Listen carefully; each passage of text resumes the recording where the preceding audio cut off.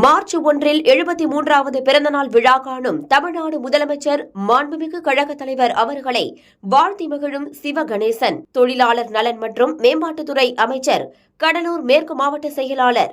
தேசிய ஜனநாயக கூட்டணி தலைமையில் மதுரையில் பொதுக்கூட்டம் ஒன்று நடைபெற்று வருகிறது. அது தொடர்பாக பேசுவதற்காக திமுகவுடைய செய்தி தொடர்பாளர் டி.கே. இளங்கோ நம்மிடம் இருக்கிறார். அவரோட பேசலாம். சார் வணக்கம் சார். இப்பொழுது பிரதமர் நரேந்திர மோடி அவர்கள் தேசிய ஜனநாயக கூட்டணியில் தலைவராக இருந்து பல்வேறு உரைகளை ஆற்றிட்டு வர்றார். திமுக காங்கிரஸ் கூட்டணியில் ஆட்சி செய்யும்போது ஒன்றுமே செய்யவில்லை. தமிழ்நாட்டில் பல திட்டங்களை நாங்கள் கொண்டு வந்திருக்கோம் அப்படின்னு பல உதாரணங்களை சுட்டி காட்டுறாரு. இதை எப்படி பார்க்குறீங்க? என்ன திட்டங்களை கொண்டு வந்தார்? எய்ம்ஸுக்கு அடிக்கல் நாட்டினார். எய்ம்ஸ் இன்று வரை வரவில்லை. மதுரைக்கு ஒரு மெட்ரோ ரயில் திட்டம் கேட்டோம். அங்கே மக்கள் தொகை 20 லட்சத்துக்கு குறைவாக இருக்கிறது, அதனாலே அந்த திட்டத்துக்கு அனுமதி தர முடியாது என்றார். ஒரு சாதாரண அடிப்படை அறிவு கூட இல்லாமல் இது என்ன பேருந்து நிலையமாக கேட்டோம். பேருந்துகள் தான் நகரத்துக்குள்ளே சுற்றும்.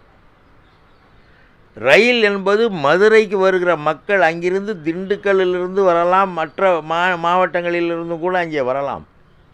அதற்காக தான் ரயில். மெட்ரோ இப்பொழுது சென்னை மெட்ரோ ரயில் என்பது 2 மாவட்டங்கள் மக்களை இணைக்கிறது. திருவொற்றியூர் கடந்து அந்த பக்கத்தில் மாதவரம் அங்கிருந்து வருகிறது. ஒரு இடத்துல பணிக்கு மக்கள் செல்லும் பொழுது அந்த மக்களின் வசதிக்காக பக்கத்து மாவட்டங்களில் இருக்கிற மக்களும் வந்து போவதற்காகத்தான் ரயில் சேவை. மெட்ரோ ரயில் திட்டமும் அப்படிப்பட்டது தான். ஆனால் இவர் என்ன சொல்கிறார் என்றால் 20 லட்சம் மக்கள் அங்கே இல்லை, அதனாலே ரயில் திட்டத்துக்கு அனுமதி கிடையாது என்று சொல்கிறார். கோயம்புத்தூரில், திருப்பூர், ஈரோடு பகுதியிலிருந்து மக்கள் வருவார்கள், அங்கேயும் மெட்ரோ ரயில் திட்டம் கிடையாது என்கிறார். தமிழ்நாட்டுக்கு ஒரு திட்டமும் செய்யாமல் வாய் கூசாமல் பொய் சொல்லக்கூடிய ஒரு பிரதமராக மோடி இருக்கிறார். தமிழர்களை அழிக்க வேண்டும், தமிழர்களின் முன்னேற்றத்தை தடுக்க வேண்டும். தமிழ்நாடு முன்னேறிய மாநிலமாக இருக்கிறது. உற்பத்தி துறையிலே முதல் மாநிலமாக இந்திய அளவிலே இருக்கிறது. இந்த 5 ஆண்டு காலத்தில் இருந்த நிலையிலிருந்து பல மடங்கு உயர்ந்து கழக ஆட்சி காலத்தில், தளபதி மு.க. ஸ்டாலின் அவர்கள் ஆட்சி காலத்தில் மிகப்பெரிய அளவில் வளர்ச்சி அடைந்த மாநிலமாக தமிழ்நாடு விளங்குகிறது. இது அவர்களுக்கு பொறுக்கவில்லை. என்ன சொல்கிறார்? 2009 800 கோடி ரூபாய் ஒதுக்கினார்களாம் ரயில்வே திட்டத்திற்கு. இப்பொழுது இவர் 7000 கோடி ரூபாய் ஒதுக்கி இருக்கிறாராம். 7000 கோடி ரூபாய் ஒதுக்கி என்ன திட்டத்தை கொண்டு வந்தார் என்ற திட்டத்தை பட்டியலிடட்டும். ரயில்வேத்தில் என்ன திட்டம் இவர்களுக்கு வந்த பிறகு எங்கே புதிய ரயில் பாதை அமைந்தது, எந்த ஊரிலிருந்து எந்த ஊருக்கு புதிய ரயில் மக்கள் பயணிக்கிறார்கள் என்று சொல்லட்டும். பொய்யை சொல்வதற்கே ஒரு பிரதமரா? பொய்யை தவிர எதுவும் சொல்லவில்லை. அவரை பொறுத்தவரை தமிழ்நாடு முன்னேறிய மாநிலமாக இருப்பது அவருக்கு புரியவில்லை, அவருக்கு பிடிக்கவில்லை. அதை அழிக்க வேண்டும் என்று நினைத்து பல திட்டங்களை கொண்டு வருகிறார். சொன்னதையெல்லாம் அவர் பொய்யாக சொல்லுகிறார். மதுரையில் நகராட்சி மாநகராட்சியில் பல்வேறு அடிப்படை வசதி கூட செய்யலை. குறிப்பாக மழைநீர் வடிகால் அமைப்புகள் சரியாக செய்யலை, ஊழல் பெரிய மலிந்து கிடக்கிறது அப்படின்னு ஒரு பிரதான குற்றச்சாட்டு பிரதமர் நரேந்திர மோடி அவர்கள் வச்சுருக்காங்க. இதை எப்படி பார்க்குறீங்க? அதெல்லாம் மதுரையில் எல்லா பணிகளும் நடந்து கொண்டு இருக்கிறது. மதுரை பேருந்து நிலையம் இப்பொழுது விரிவாக்கப்பட்டு இருக்கிறது. மதுரையிலே பல துறைகளில் பல நல்ல மாநகராட்சி பகுதியில் பல நல்ல திட்டங்கள் செயல்பட்டு வருகிறது, முடிவடையும் தருவாயில் இருக்கிறது. இவர் பொய் சொல்லுகிறார். இவர் இன்றைக்கு காலையிலே மதுரைக்கு போய் நேராக அங்கே உள்ள 2 விருந்தினர் விடுதியில் தங்கி அங்கிருந்து கூட்டத்துக்கு பேசிவிட்டு வருபவர். இவருக்கு மதுரையை சுற்றி பார்த்தால் தானே தெரியும். தமிழ்நாடே அவருக்கு தெரியாது, அதை பற்றி கவலைப்படுவதும் இல்லை. திருப்பரங்குன்றம் கோவிலுக்கு போய் சாமி தரிசனம் செய்கிறாங்க. திருப்பரங்குன்றம் அந்த தீபத்தை ஏற்ற வேண்டும் சொல்லிட்டு தொடர் போராட்டத்திலிருந்து உயிர் நீத்த ஒரு வீட்டுக்கு சென்று ஆறுதல் கூறுகிறார். இந்த நிகழ்வுலாம் நீங்கள் எப்படி பார்க்குறீங்க? அதுதான் ஏமாற்றுகிற வேலை. திருப்பரங்குன்றத்திலே வசிக்கின்ற இந்துக்கள், முருக பக்தர்கள், இவருக்கு தெரியாது. அந்த முருக பக்தர்கள் 100 ஆண்டு காலத்திற்கு மேல் ஒரு குறிப்பிட்ட இடத்திலே தீபமேற்றி வழிபட்டு கொண்டிருக்கிறார்கள். அதை அந்த திருப்பரங்குன்றத்திற்கே தொடர்பில்லாத பாஜக அடிமைகள் அங்கே போய் ஒரு கலவரத்தை உண்டாக்க வேண்டும், அங்கே உள்ள இஸ்லாமியர்களுக்கும் இந்துக்களுக்கும் உள்ள ஒற்றுமையை குலைக்க வேண்டும் என்பதற்காக திட்டமிட்டு இதை செய்கிறார்கள். அங்கே போய் அதில் எந்த கலவரத்தில் என்ன எப்படி ஒருவர் அடிபட்டார் என்று தெரியவில்லை. ஒருவேளை இவர்களே செய்திருப்பார்கள். திருப்பரங்குன்றத்துக்காரர்களுக்கு இவர்களுடைய போக்குக்கு எதிராக இருக்கிற காரணத்தினால் இவர்களே கூட செய்திருக்கக்கூடும். அதையெல்லாம் மறைத்து விட்டு திருப்பரங்குன்றத்திலே உள்ள முருக பக்தர்களின் விருப்பத்துக்கு மாறாக அந்த ஊருக்கு தொடர்பில்லாமல் வெளியே இருந்து செல்கிற ஒரு கூட்டம் அங்கே போய் கலவரம் செய்ய துடித்து அதற்கான திட்டம் வகுத்து செயல்பட்டதை மிக சிறப்பாக தடுத்து நிறுத்தியது தமிழக அரசு, எங்களுடைய முதல்வர் மு.க. ஸ்டாலின் அவர்கள் தலைமையிலான அரசு. அந்த மக்கள் மகிழ்ச்சியாக இருக்கிறார்கள்.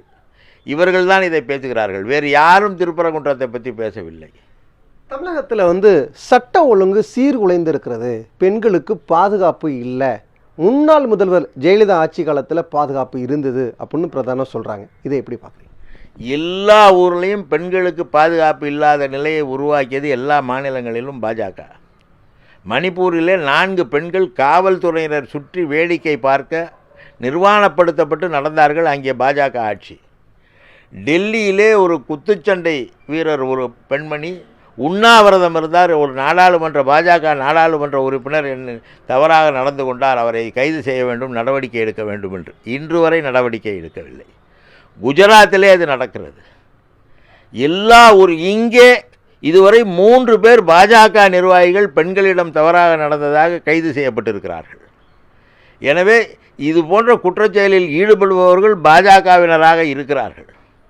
அதையெல்லாம் மறைத்துவிட்டு இங்கே பேசினால் எங்களுக்கு இவர் பேசிவிட்டு சென்றாலே எங்களுக்கு போதும், நாங்கள் பிரச்சாரத்துக்கு போக வேண்டியதில்லை. இந்த புழுகர் பேசியிருக்கிறார் என்று மக்களுக்கு நன்றாக தெரியும்.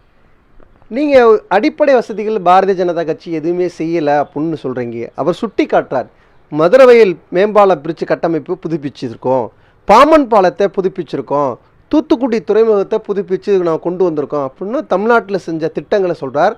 ரயில்வே திட்டங்களை வந்தே பாரத் உள்ளிட்ட பல்வேறு ரயில்வே கட்டமைப்புகளை உருவாக்கியிருக்கணும்னு பட்டியலிட்டு சொல்கிறாரு. நீங்கள் ஒன்றுமே செய்யலை அப்படின்னு ஒரு குற்றச்சாட்டை வைக்கிறீங்க. இதை எப்படி நம்ம பார்க்குறது? மக்கள் மதுரவாயல் திட்டம் ஒரு காலத்தில் திமுக ஆட்சி காலத்திலே வந்த திட்டம். காங்கிரஸ் ஆட்சியில் இருக்கும்போது அந்த திட்டத்திற்கு அனுமதி வழங்கப்பட்டது. ஜெயலலிதா அந்த திட்டத்தை நிறுத்தினார். இவர்கள் ஆட்சிக்கு எவ்வளவு காலம் கழித்து அந்த திட்டம் தொடங்கப்பட்டது என்பதை விளக்க வேண்டும். ஒன்றிய அரசின் திட்டம். பாம்பன் பாலத்தை கட்டுவது என்பது அவர்கள் ரயில் பயணத்திற்காக செய்கிறார்கள். அது ஒன்றிய அரசுக்கு வருமானம். அதை கட்டவில்லை என்றால் ரயில் ராமேஸ்வரம் செல்லாது. ராமேஸ்வரம் கோயிலுக்கு வடநாட்டு பக்தர்கள் செல்ல முடியாது. இவர்கள் ஏன் அந்த ரயில் திட்டத்தை அங்கே அந்த தூத்துக்குடி துறைமுக திட்டத்தை நம்முடைய நாடாளுமன்ற உறுப்பினர்கள் சண்டை போட்டு பெற்றார். அதுவும் ஒன்றிய அரசின் திட்டம், ஒன்றிய அரசுக்கு வருமானம் வருகின்ற திட்டம்.